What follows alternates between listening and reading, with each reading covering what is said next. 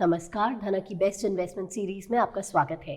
इसमें हम बात करेंगे निवेश के अलग अलग तरीकों के बारे में और आज हम बात कर रहे हैं म्यूचुअल फंड्स के बारे में। भारत में म्यूचुअल फंड्स को 1963 में शुरू किया गया था, मगर तब से अब तक निवेश के इस तरीके में जमीन आसमान का फर्क आ गया है। नए डिजिटल प्लेटफॉर्म और टेक्नोलॉजी ने निवेश करने और अपने धन को निकालने को इतना आसान कर दिया है, ये महज एक क्लिक से किया जा सकता है। आज म्यूचुअल फंड्स पहले से कहीं ज्यादा तेजी से पॉपुलर हो रहे हैं। देश में आज करीब 2 करोड़ निवेशक हैं जो म्यूचुअल फंड्स में निवेश करते हैं। म्यूचुअल फंड्स निवेश का न सिर्फ आसान बल्कि सबसे असरदार तरीका बन गए हैं। बेस्ट इन्वेस्टमेंट के इस एपिसोड में बात होगी म्यूचुअल फंड्स की।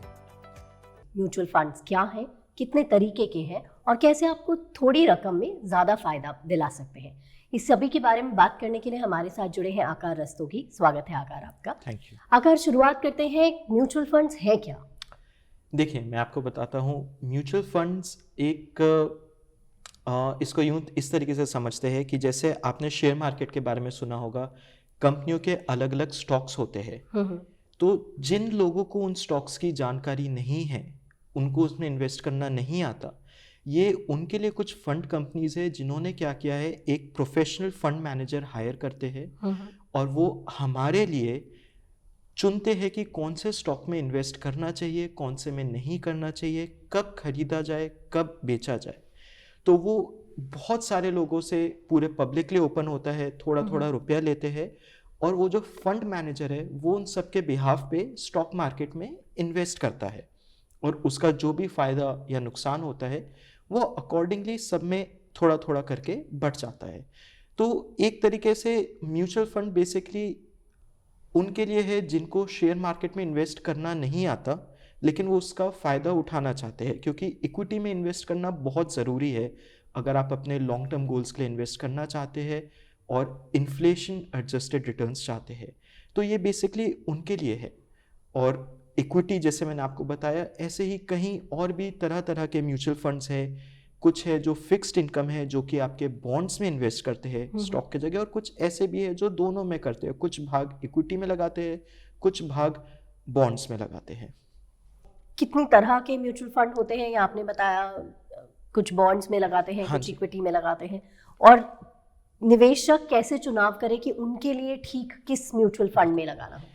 देखिए, अगर एकदम ही वैसे तो देखिए सेबी द्वारा बहुत सारी कैटेगरीज बनाई हुई है म्यूचुअल फंड के लिए, लेकिन मैं कहूँगा शुरुआती तौर पे अगर आपको समझना है तो मोटे मोटे 3 तरह के म्यूचुअल फंड होते हैं। एक जो सिर्फ और सिर्फ इक्विटी में इन्वेस्ट करते हैं, यानी कि वो पूरा पैसा आपका शेयर मार्केट में लगा देंगे, स्टॉक्स में लगा देंगे। जो फंड मैनेजर है वो आपके लिए सारे स्टॉक्स चुनेगा, आपके लिए पूरा काम करेगा। दूसरे फंड्स जो होते हैं वो पूरे के पूरे फिक्स्ड इनकम बेस्ड होते हैं, यानी कि डेट फंड्स होते हैं जो कि बॉन्ड्स में लगाते हैं। मतलब अलग अलग कंपनियों के बॉन्ड्स होते हैं, कुछ भारत सरकार के बॉन्ड्स भी होते हैं, वो उसमें लगा देता है। और जो तीसरे तरीके का फंड है वो बेसिकली हाइब्रिड फंड होता है। वो इन दोनों का मिक्सचर होता है। वो कुछ भाग इक्विटी में यानी कि शेयर मार्केट में लगाता है, कुछ भाग अपना डेट में लगाता है, फिक्स्ड इनकम में लगाता है। अब आती है बात की किस निवेशक को किस फंड में लगाना चाहिए। देखिए, ये चुनने के लिए जो सबसे पहले ज़रूरी होता है, आपको अपने आप से 2 सवाल पूछने चाहिए कि आप कितने टाइम के लिए पैसा लगाना चाहते हैं और आपने क्या कभी पहले मार्केट में पैसा लगाया है। मतलब आपको कितना एक्सपीरियंस है उसके बेसिस पे होता है। अगर आपको मान लीजिए आपको बस खाली कुछ ऐसे पैसे लगाने हैं कि आपको अगले 4-5-6 महीने में ही उनकी वापस ज़रूरत पड़ेगी, तो उसके लिए लिक्विड फंड्स होते हैं जो कि हमारे फिक्स्ड इनकम कैटेगरी में आते हैं। या फिर मान लीजिए कि अगर आपको लंबे अरसे के लिए पैसा लगाना है, जैसे 10 साल, 12 साल, 15 साल या ज़्यादा, अपने रिटायरमेंट के लिए या अपने बच्चों की हायर एजुकेशन के लिए, शादी के लिए, तो फिर उसके लिए आपको सिर्फ इक्विटी में लगाना चाहिए। और अगर आपने इससे पहले कभी इक्विटी में नहीं लगाया है और आप पहली दफ़ा लगा रहे हैं, तो फिर आते हैं हाइब्रिड फंड्स, जो कि दोनों का एक मिक्सचर होता है। उसमें क्या होता है कि जब मार्केट गिरता है तब आपका जो पैसा है, वैल्यू ऑफ इन्वेस्टमेंट है, वो बहुत तेज़ी से नहीं गिरेगा, क्योंकि जो फिक्स्ड इनकम है वो कंपैरेटिवली कम वोलेटाइल होता है, वो कम रिस्की होता है। इसके अलावा एक इक्विटी में ही एक और तरीके के फंड्स होते हैं, टैक्स सेविंग फंड्स।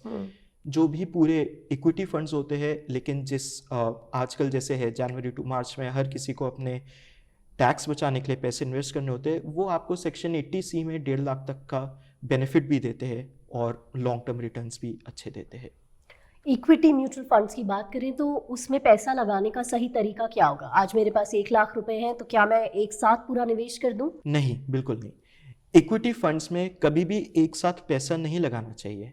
इसका रीज़न मैं आपको बताता हूँ।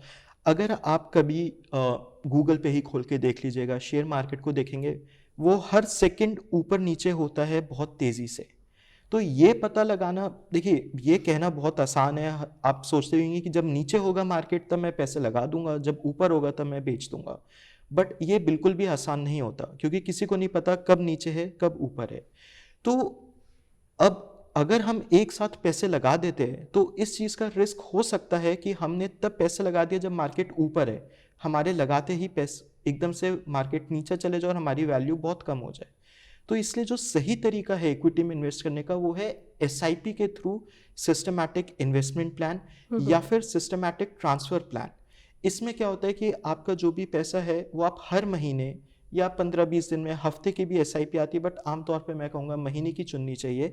थोड़ा थोड़ा पैसा लगता है, तो जो आपका कॉस्ट ऑफ परचेज है वो एवरेज हो जाता है। तो इसका जो रिस्क है कि मार्केट में आप गलत समय पे ना घुस जाए, वो रिड्यूस हो जाता है। अगर आपके पास एक मुश्त पैसा है भी, जैसे आपने कहा 1 लाख रुपया है भी, तो फिर उसका बेस्ट तरीका है कि आप उसको या तो अपने बैंक अकाउंट में डाल दे या किसी लिक्विड फंड में डाल दे, फिक्स्ड इनकम फंड में डाल दे, और वहाँ से सिस्टमैटिक ट्रांसफर प्लान चालू कर दे कि आपका हर महीने थोड़ा थोड़ा पैसा लग जाए।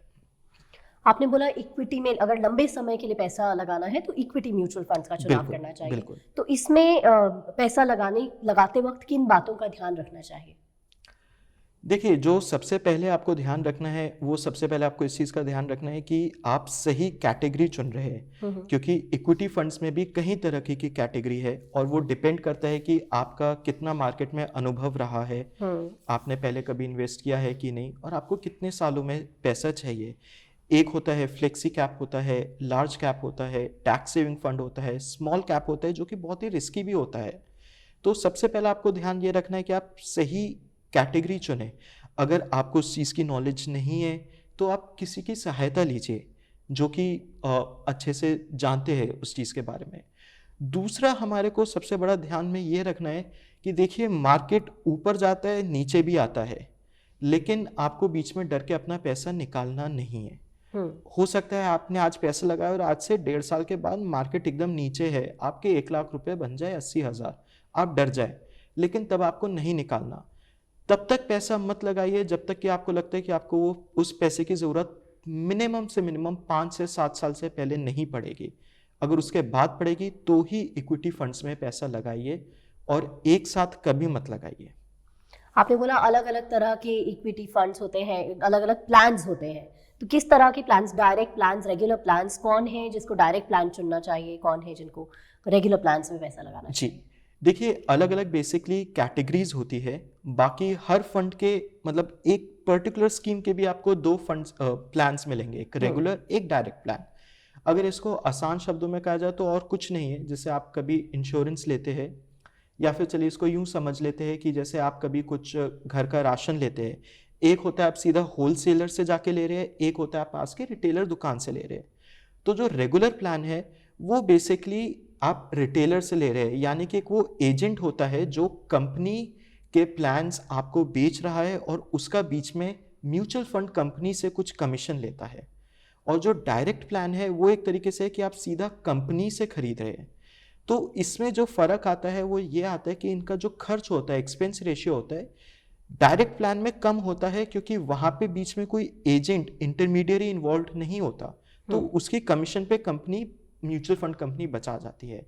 बट ये आपको तभी चुनना चाहिए अगर आपको पूरी जानकारी है, आप समझते हैं कि आपको किस फंड में निवेश करना चाहिए। धनक की म्यूचुअल फंड्स पर क्या राय है? देखिए, म्यूचुअल फंड्स एक निवेश करने के लिए बहुत ही अच्छा तरीका है। म्यूचुअल फंड स्कीम्स हर तरह की ज़रूरत के लिए, अगर आपको कम समय के लिए पैसे इन्वेस्ट करने हैं, 3-4 महीने, 6 महीने, 1-2 साल, या आपको थोड़े मीडियम टर्म के लिए पैसे इन्वेस्ट करने हैं 3-4 साल, या आपको बहुत ही लंबे समय के लिए भी पैसे इन्वेस्ट करने हैं 7-8 साल, 10 साल या ज़्यादा, हर तरह के लिए म्यूचुअल फंड है। और इसमें एक नॉर्मल रिटेल इन्वेस्टर को कुछ ज़्यादा करना नहीं पड़ता। अगर उसको शेयर मार्केट की बिल्कुल नॉलेज नहीं भी है तो ये उन्हीं के लिए है। तो आप इसमें ज़रूर इन्वेस्ट करें, हर किसी को करना चाहिए, क्योंकि एक यही तरीका है जिससे कि आप लंबे समय में अच्छे रिटर्न्स ले सकते हैं बिना किसी खास जानकारी के। कि जैसे होता है कि शेयर मार्केट में इन्वेस्ट करने के लिए आपको जानकारी चाहिए होती है बहुत तरह की, आपको नहीं आती तो फिर ये आपके लिए है। आप म्यूचुअल फंड में इन्वेस्ट करिए, उसका फ़ायदा उठाइए, ज़रूर इन्वेस्ट करना चाहिए। टैक्स एफिशिएंट वे में आपको बहुत ही अच्छे रिटर्न्स दिलाता है। क्या धना किसी तरह मदद भी कर सकते हैं निवेशकों की? जी बिल्कुल।